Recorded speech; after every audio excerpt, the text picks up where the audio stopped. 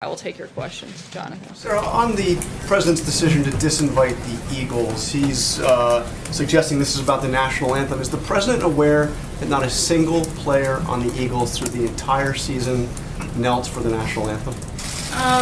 The president's position on not just the anthem has been clear, but let's not forget this isn't.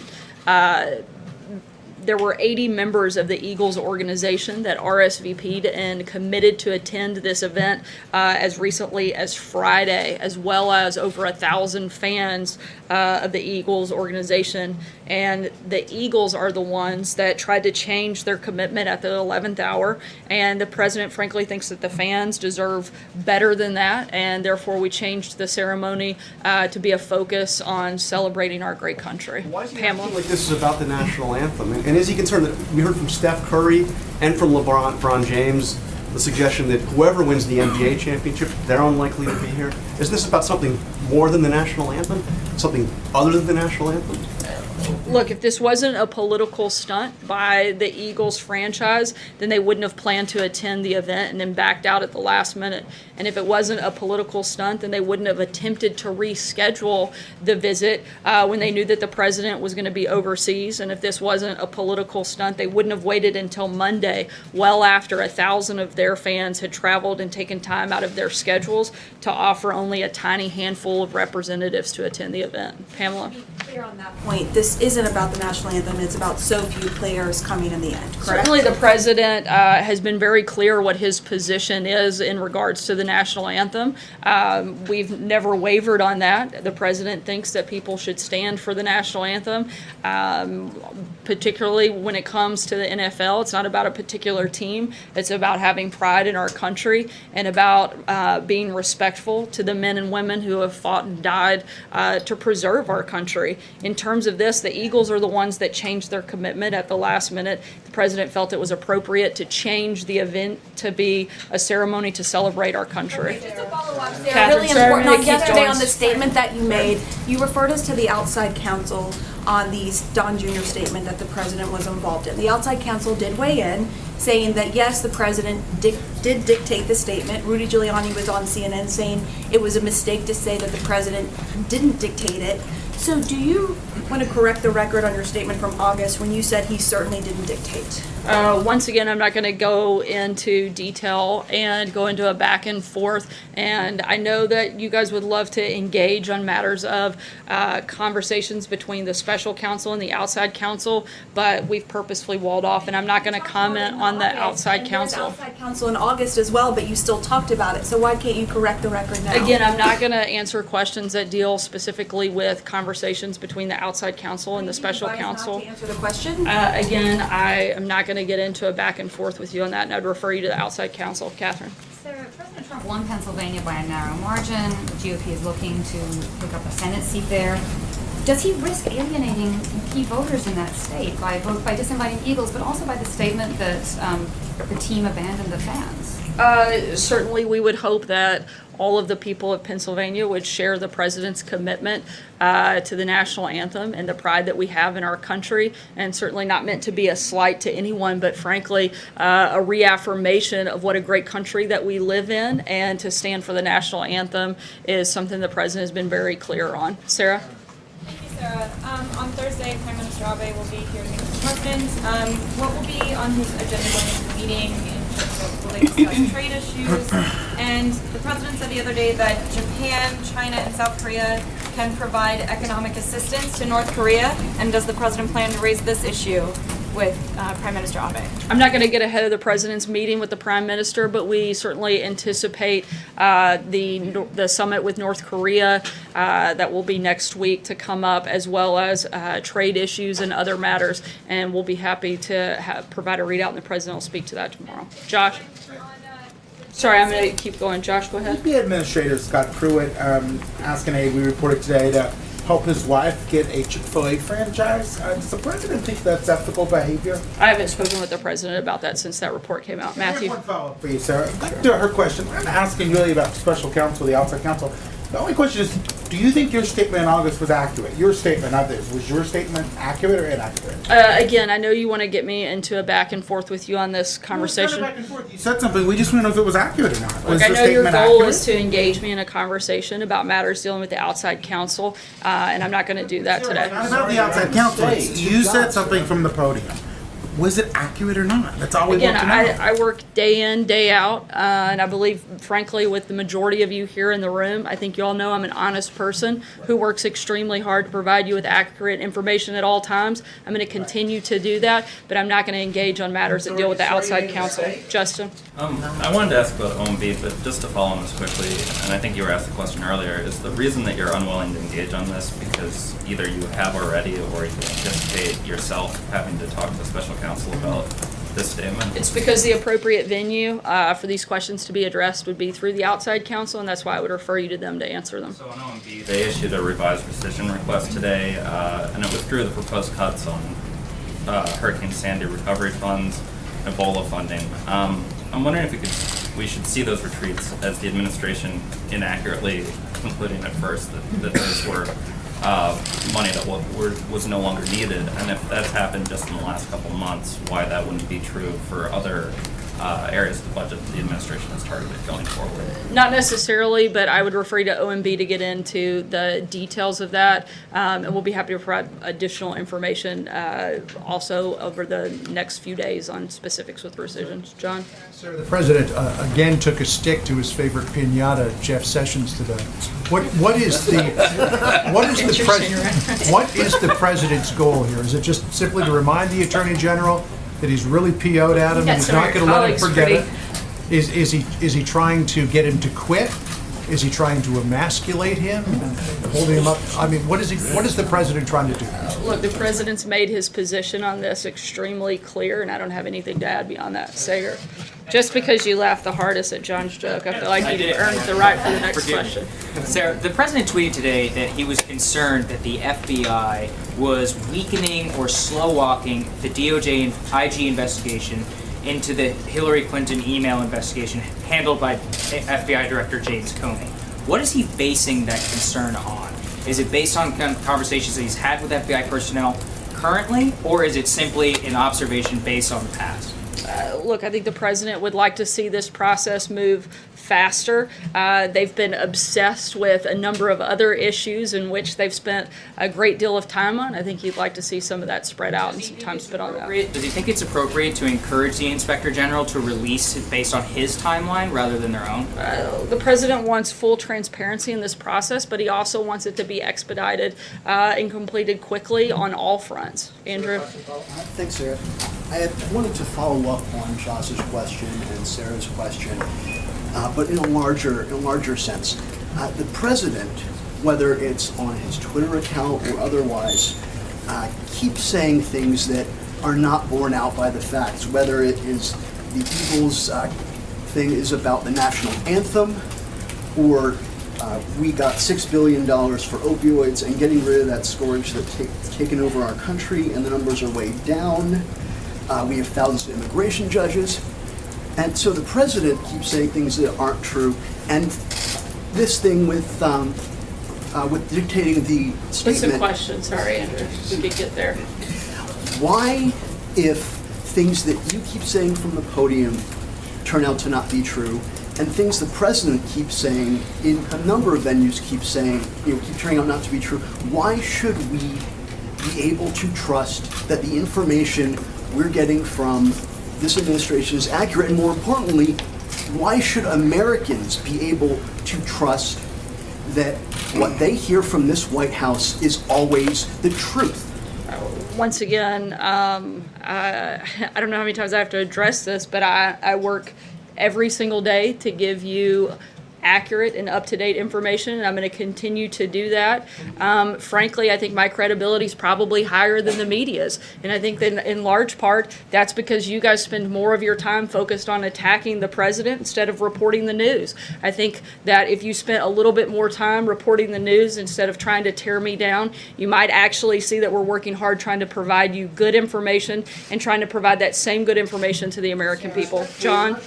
Sorry, Andrew, I gave you quite a bit of time. John, go ahead. ahead. Thanks a lot, sir. I just wanted to get your reaction, the administration's reaction to a statement that was put out by a player on the Eagles, Malcolm Jenkins. He's a strong safety on the Philadelphia Eagles, very well respected on the team and throughout the league. He put out a statement today in which he said that the decision that was made by the president to cancel this event celebrating the Super Bowl victory by the Eagles paints the picture that these players are anti-America, anti-flag, and anti-military. What is your response to what Malcolm Jenkins put out in a statement today?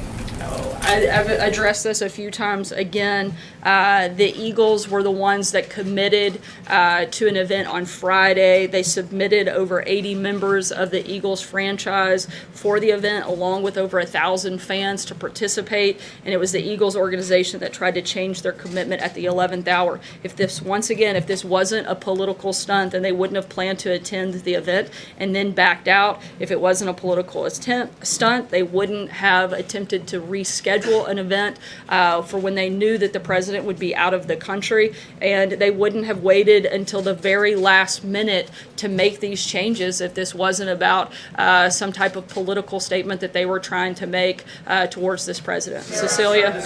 Are you saying that the president bears zero responsibility in this cancellation?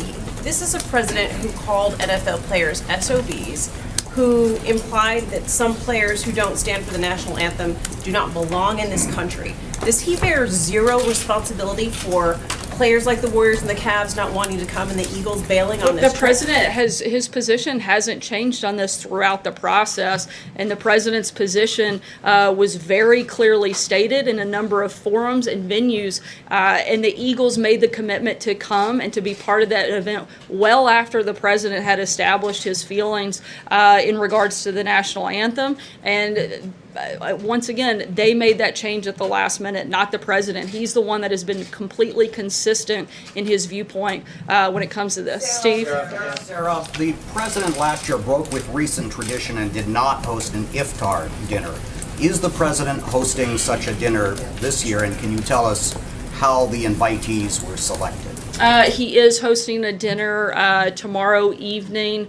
There will be roughly, I believe, about 30 to 40 different attendees. I'd be happy to provide you with more specifics, but I believe that it takes place around 8:45 tomorrow evening. Blake? Sarah, thank you. Let me ask you about two possible trade deals. The one involving the Chinese, in which it would be $70 billion of buying American products. The United States would back off its threat of tariffs. Is that something that President Trump would support? We're in the negotiation process, and as Kevin said, and as the president stated many times before, our focus is on making sure we get good deals. I'm not here to make an announcement on what those look like, but he's going to continue pushing forward to make sure that he gets the best deal for American workers. John? Real quick on NAFTA, Larry Kudlow said today, Eamon referenced it, that maybe the president wants to deal with Canada solely, with Mexico solely, and that the idea of negotiating NAFTA might be gone at this point. Is the possibility of getting to a NAFTA deal done as this administration sees it? It's not done, but again, the president is open to having individual deals, but he's looking at the best way to make sure he gets the best deal possible for American workers, and whether or not that's through NAFTA or other means, those options are on the table. John? Yeah, thank you, Sarah. Back to the issue of presidential pardons. There's been considerable furor in Illinois among Republicans, particularly supporters of the president and allies in Congress, such as Congressman Randy Hultgren, about him even suggesting commuting the sentence of former Governor Rod Blagojevich. Several party activists and colleagues of Congressman Hultgren are becoming increasingly outspoken.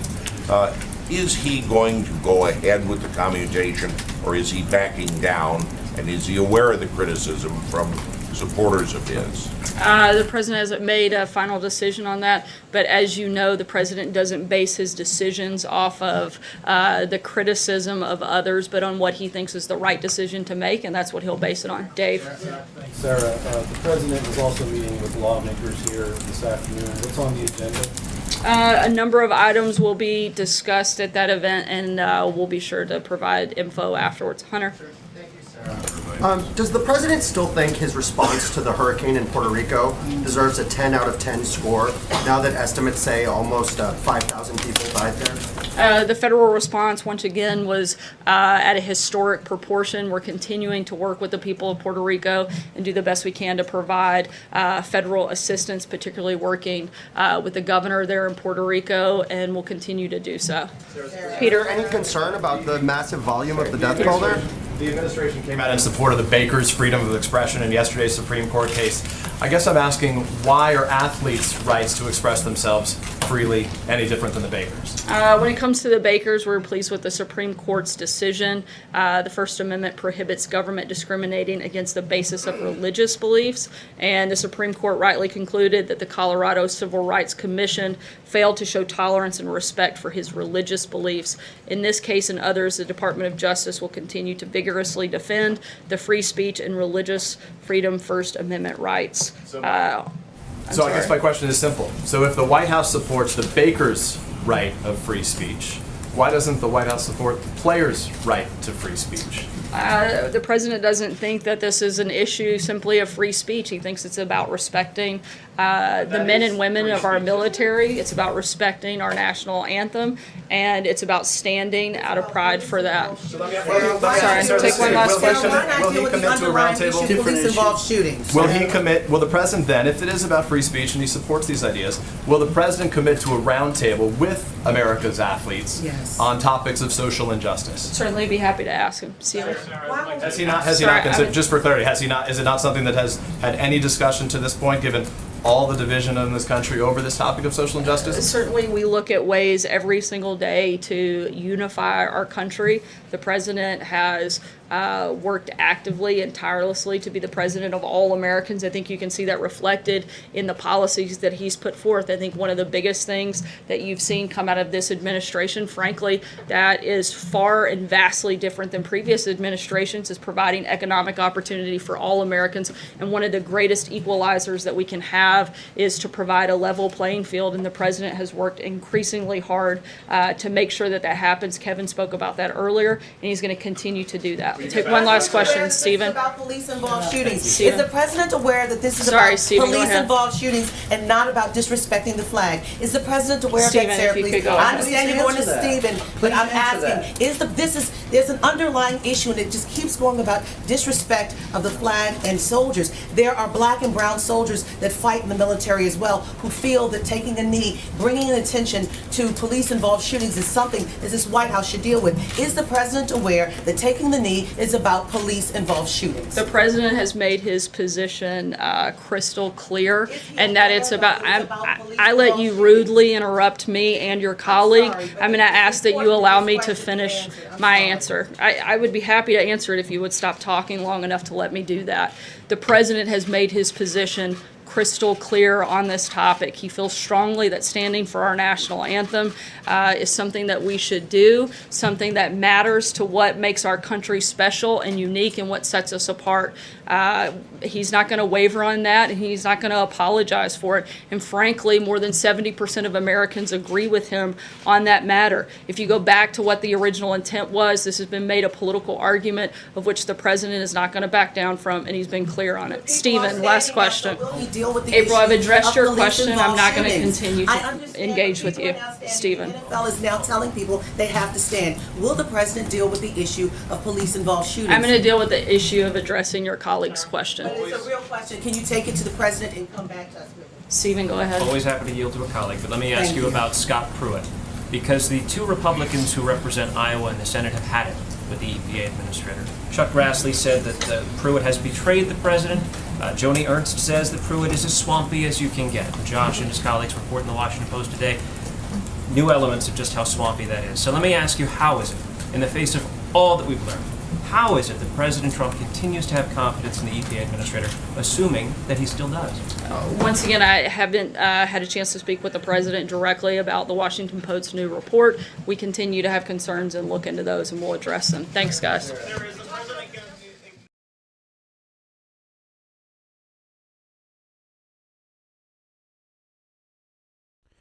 All right, folks, thank you very much for joining us and choosing us as your stream of choice. Sarah Sanders was doing very well until the last part. She should have just told her to shut up, and that's it. You know, it's extremely easy, but she just let April Ryan, I guess, make a fool of herself. I don't know, but I don't think Sarah handled that very well, but that's just my opinion. Let us know what you guys think in the chat. Do you guys think that she did a good job by just letting her go crazy and go on an unhinged rant? Or do you guys think that she should have just told her to just completely shut up and, you know, just ignored her and try to get somebody else to talk? But, you know, they're all, those the press, they're always going to stick together because they're all leftist. So, as you guys saw, when she actually did get to the next guy, she's like, oh, I'm always happy to yield to a colleague, because they're all leftists and they're all working together and they're all just one mass group. Their own objective and their only objective is to attack the president. Do nothing else but attack the president, and that's it. If you guys were able to see a press briefing from the Obama time, especially around 2012, not all of them were there. Not all of the press was there. Half of the room was always empty. And the only things will be like, why is the president so good today? Or why is the president doing such a good job right now? So those were the questions back in 2012. Today, the questions are attack. And I think Sarah Sanders needs to do a better job in making sure that all of these, the press comes to heel when they get out of control. And I think she needs to do a better job about that. But if you guys like our coverage, make sure you guys smack the like button. Also subscribe if you are new to the channel. And make sure you click the notifications bell. And also stay tuned. There is another live stream coming later on today. And, you know, we're going to be also uploading videos from the State Department, from the Hill, from Congress, and from the White House. So make sure you guys stay tuned for that. Thank you very much for watching. My name is Jen. I'm from Golden State Times. And I'll see you soon. Peace.